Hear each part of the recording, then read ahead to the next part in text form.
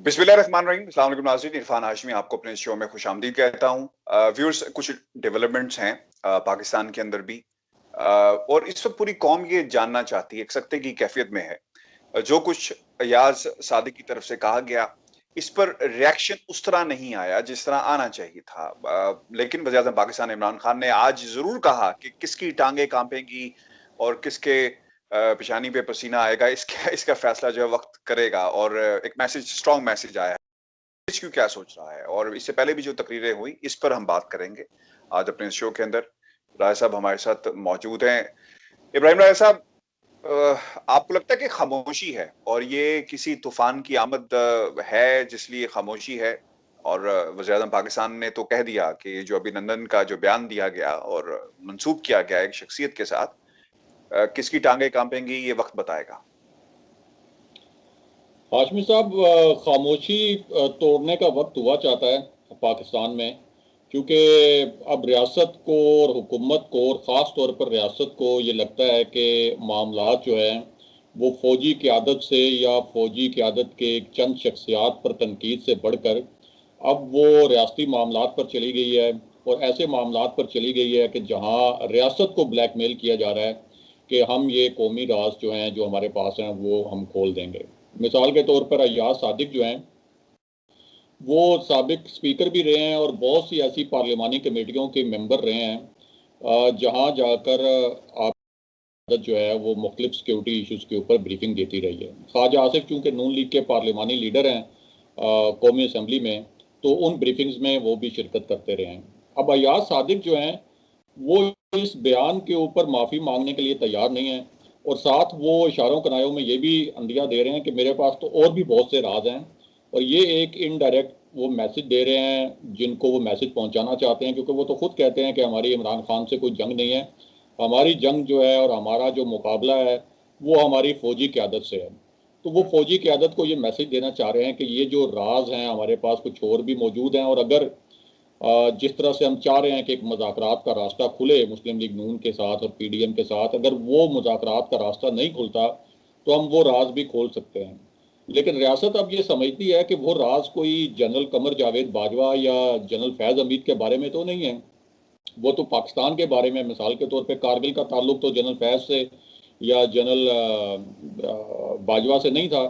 तो इसलिए रियासत समझती है कि अब मामलात उधर आ गए हैं कि ज़ाहिर है 3 दफ़ा नवाज शरीफ प्राइम मिनिस्टर रहे हैं, उनके लोग कैबिनेट में मिनिस्टर रहे हैं, तो ये तो बड़े खौफनाक हालात होंगे। इसलिए शिबली फराज ने ये बयान दिया था कि अब जो है वो कानून अपना रास्ता लेगा, और उन्होंने एक नाकाबिले माफ़ी जुर्म किया। और कल आपने शायद सुना हो कि वज़ीर दाखिला एजाज शाह ने भी ये बयान दिया था कि गद्दारी के मुकदमे के लिए जो दरख्वास्तें मिली हैं हमने उनको कानूनी मशावरत के लिए आगे भिजवा दिया है। अब सिर्फ इसमें एक मामला जो है वो आड़े आ रहा है, वो ये है कि अगर अय्याज सादिक के खिलाफ कार्रवाई होती है, तो जिस तरह से पहले भारतीय मीडिया ने अय्याज सादिक के बयान के ऊपर एक बहुत ज़्यादा उछाला, तो अब ये फिर इसको बहुत ज़्यादा उछाला जाएगा इंडियन मीडिया में भी, और फिर जाहिर है कि मुस्लिम लीग नून के जो बैरून मुल्क भी राब्ते हैं, तो ये एक फिर नया इशू मुख्तलिफ इंटरनेशनल फोरम्स पे इसको बनाया जाएगा।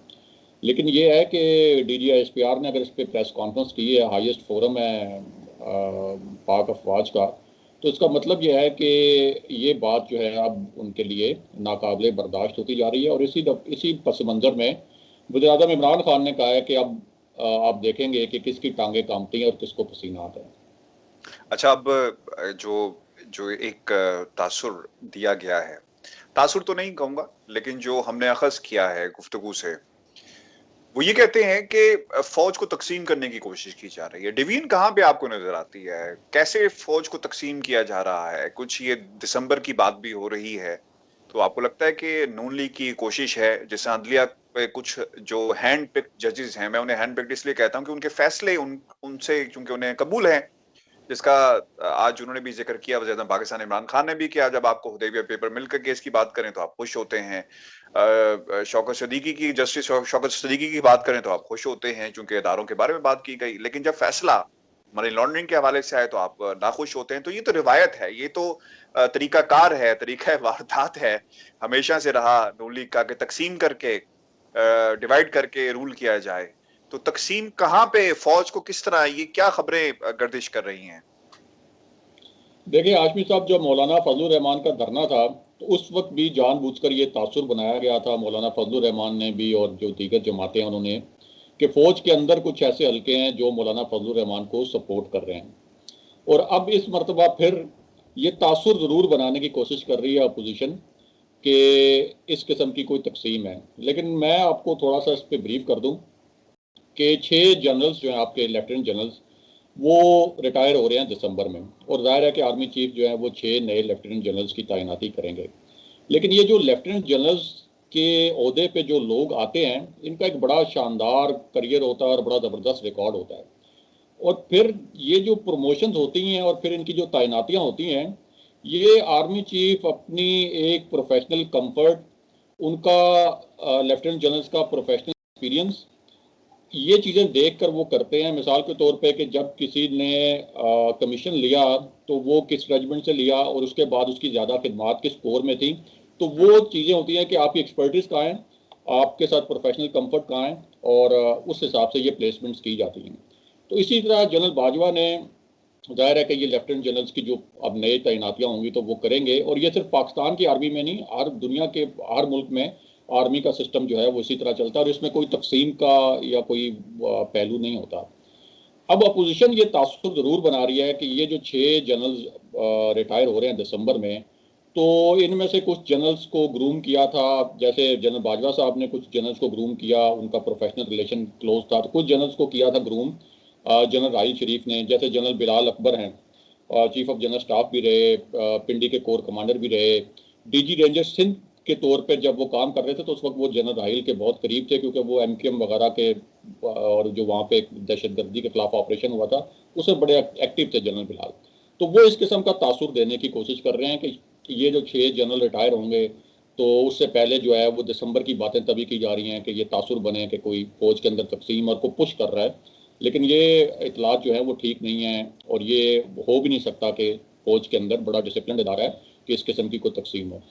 दूसरा मैं आपको बताऊं कि नवंबर 2022 में जनरल बाजवा की दूसरी जब टर्म कंप्लीट होगी, तो 4 जनरल्स उस वक्त आर्मी चीफ बनने की रेस में होंगे, और अगर ये हुकूमत चलती रही और वज़ीर आज़म इमरान खान ही हुए तो वही इंतखाब करेंगे उस वक्त आर्मी चीफ का, नए आर्मी चीफ का, क्योंकि जनरल बाजवा तो अब उनको एक और एक्सटेंशन नहीं मिल सकती, वो जो नई कानून साजी हुई है उसके मुताबिक।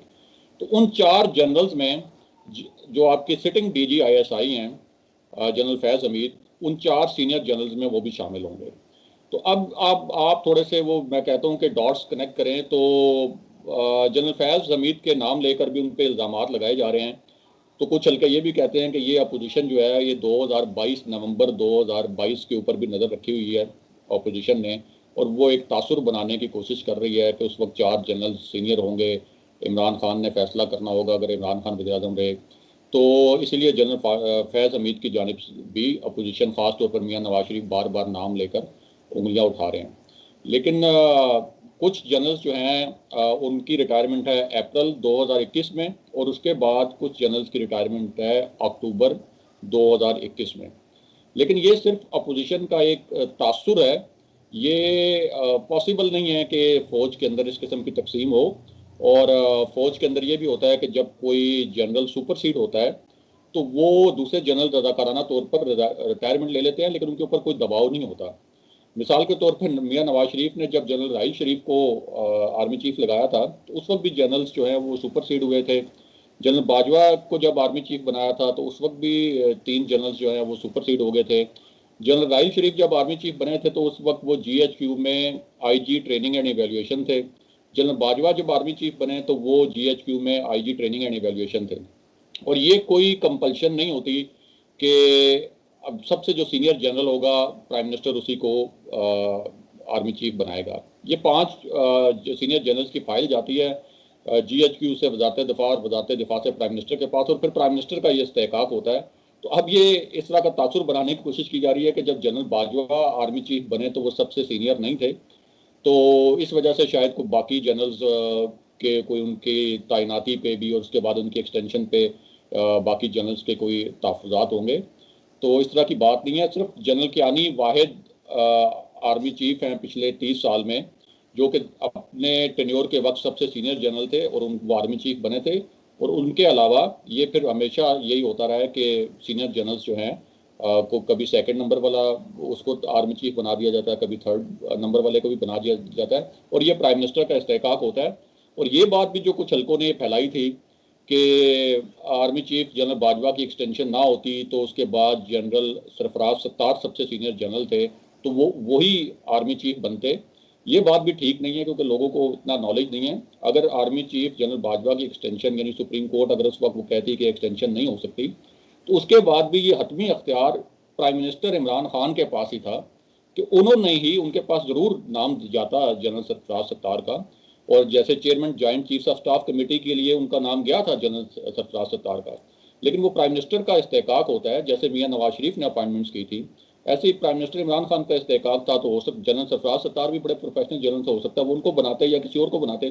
तो ये सारी कॉन्स्पिरेसी एक बड़े मुनज़्ज़म तरीके से चलाई जाती है सेटअप की जा रही ताकि ताकि उससे फिर वो एक मुख्तलिफ हलकों में ड्राइंग रूम से निकल के बात ये बहुत सी जगहों पे फैल जाती है। तो उसके नतीजे में फिर अफरा तफरी भी फैलती है और उसका फिर अपोजिशन फ़ायदा उठाने की कोशिश करती है। है।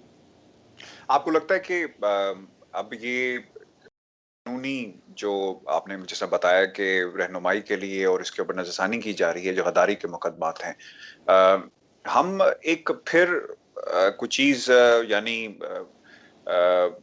इंडियन मीडिया को एक्टिव करने के लिए ऐसे पॉइंट रेस कर देंगे जिसमें कहेंगे जनाब देखें, आज चूंकि मैं ट्वीट देख रहा था हिसार डार की भी और अली डार की भी, उन्होंने वो रीट्वीट किया है कि किस तरह भारत के अंदर मीडिया इस चीज को पिकअप कर रहा है।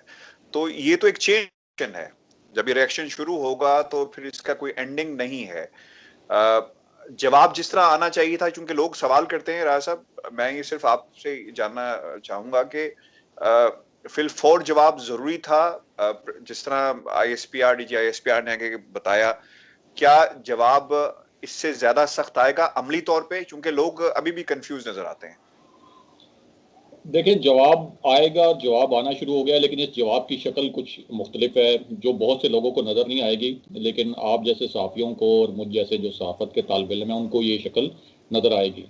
और वो जवाब ये है कि एक प्रोजेक्ट पे काम शुरू हो गया है और वो प्रोजेक्ट है मुस्लिम लीग पाकिस्तान, जिसकी तरफ शिबली फराज ने भी कहा कि अब मुस्लिम लीग नून को मियां नवाज शरीफ को अलग करके मुस्लिम लीग पाकिस्तान बना लेनी चाहिए, जैसे अल्ताफ़ हुसैन को अलग करके MKM पाकिस्तान बनाई गई थी। अभी ये जो अब्दुल कादिर बलोच ने बगावत की है और वहाँ पे हमारी भी इतला ये है कि बलूचिस्तान में नून लीग के कई रहनुमा उनके साथ हैं। पंजाब में 3 MPA जो हैं वो खुलम खुला उन्होंने बगावत कर दी है और कहा है कि मियां नवाज शरीफ के बयानिए से इख्तलाफ भी किया, बल्कि उन्होंने कहा अय्याज सादिक के खिलाफ कार्रवाई भी होनी चाहिए। और अय्याज सादिक साहब के बारे में तो कुछ उन्होंने ज़्यादा बढ़ के ये भी कहा कि इनको इंडिया भेजना चाहिए। ये उनके अल्फाज हैं, मेरे अल्फाज नहीं हैं।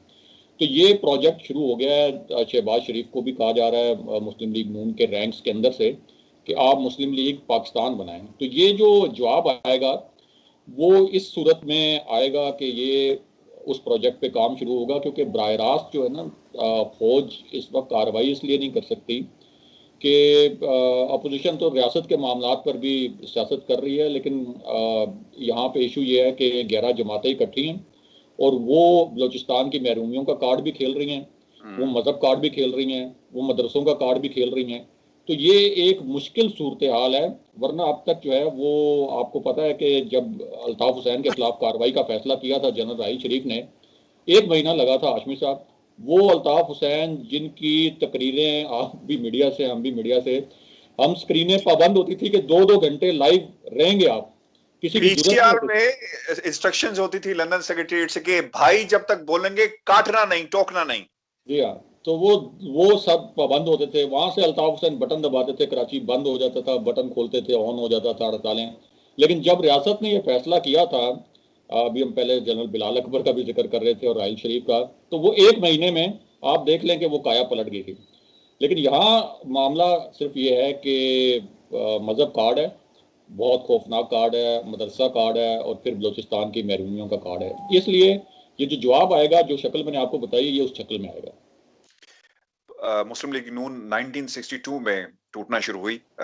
नून बनी, काफ बनी, फे बनी, जीम बनी, जिना बनी, जिया बनी, कन्वेंशन लीग है, इसके अलावा कौंसिल मुस्लिम लीग, फिर पाकिस्तान मुस्लिम लीग क्यूम।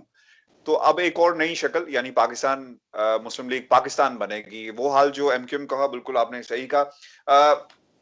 बहुत शुक्रिया राय साहब आपके वक्त का, और यकीनन वो कुव्वतें जो पाकिस्तान के खिलाफ लड़ रही हैं, उन्हें एक्सपोज करना बहुत ही जरूरी है। किसी ने मुझसे अभी कमेंट ये किया और मैं आपके साथ भी शेयर करता हूँ, ये कहते हैं कि अच्छा है कि ये कुव्वतें एक्सपोज हो रही हैं, ताकि एक दफा इनके खिलाफ जो है कोई इकदाम पाकिस्तान की रियासत जो है वो उठाएगी, तो एक्सपोज होना बहुत ही जरूरी था कि वो ऐसी कौन सी कुव्वतें हैं जो सियासी जो ऐवान है उनमें भी बैठी हैं, बैरक्स में बैठी हैं। अगर पाकिस्तान के खिलाफ कोई ऐसा काम करता है तो उन्हें एक्सपोज होना करना बहुत जरूरी है।